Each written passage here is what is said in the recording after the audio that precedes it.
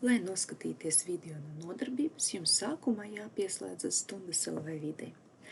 Atveram pārluku programmu, ierakstam Stundas LV adresi un spiežam uz Enter. Kad lapa ielādēsies, labajā augšējā stūrī spiežam uz podziņu pieslēgties. Ievadam jūsu lietotāju vārdu, kas ir jūsu e-pasta adrese, un pāroli, kura jums tika atsūtīta. Spiežam uz pieslēgties. Nākamajā solī jūs redzēsiet sarakstu ar kursiem, kurus jūs šobrīd mācāties. Saraksts var izskatīties dažādi, vai saraksta veidā, kā man šobrīd, vai arī kā kārtītes. Šādi. Atrodiet to kursu, kas jums interesē. Iespējams, jums šeit ir tikai viens kurs, vai arī vairāki, ja jūs mūsu mācību centrā apguvat vairākus kursus. Klikšķinam uz kursa nosaukumu un meklējam bloku ar nosaukumu vispārēja informācija. Visa informācija par kursu atrodas šeit, kā arī video ieraksti atrodas zem sadaļas vispārēja informācija. Pabraucot mazliet zemāk, jūs varat atrast sadaļu tiešsaistes nodarbības ieraksti. Uzklikšķinam. Atkarība no tā, kādi pārluku programmas iestatījumi jums ir uzlikti, jums var atvērties vēl viena cilne pārluku programmā ar Zoom iestatījumiem uzreiz, vai kā man šobrīd neatvērties. Ja jums atvērās, tad jums nekas nav jādara.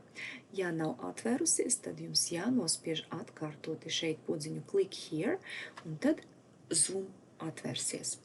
Neatvērās tiem, kam stāv uzņirstošo logu bloķētājs. Spiežam šeit uz Click Here un atvērās Zoom lapa. Šeit ļoti svarīgi atvērt sadaļu cilni Cloud Recordings. Uzklikšķiniet uz Cloud Recordings, un tad jūs redzēsiet visus šobrīd pieejamus video ierakstus.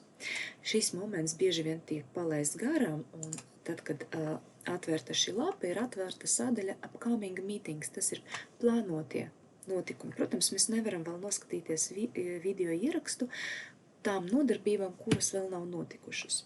Šeit ir sadaļa arī Previous Meetings, tas ir iepriekšējie, bet šeit ir tikai informācija par tiem, kas ir noticis kursiem vai nodarbībām, bet ieraksta paša nav. Ierakstu jūs varat atrast tikai sadaļā Cloud Recordings. Atvēriet Cloud Recordings, atrodiet nepieciešamu datumu un klikšķiniet virsū. Piemēram, digitālais marketings. Šeit jums ir pieejami 3 faili. Video ieraksts būs pirmais. Klikšķiniet uz trīsstūrīti un varat skatīties. Iespējams, atkarīgs no tā, kādu kursu jūs mācāties, kādā projektā jūs mācāties, pirms iedot piekļuvi video ierakstam, var gadīties, ka jums būs jāievada jūsu datus, jūsu vārdu, uzvārdu un e-pastu, lai izdodas atrast jūsu video ierakstus.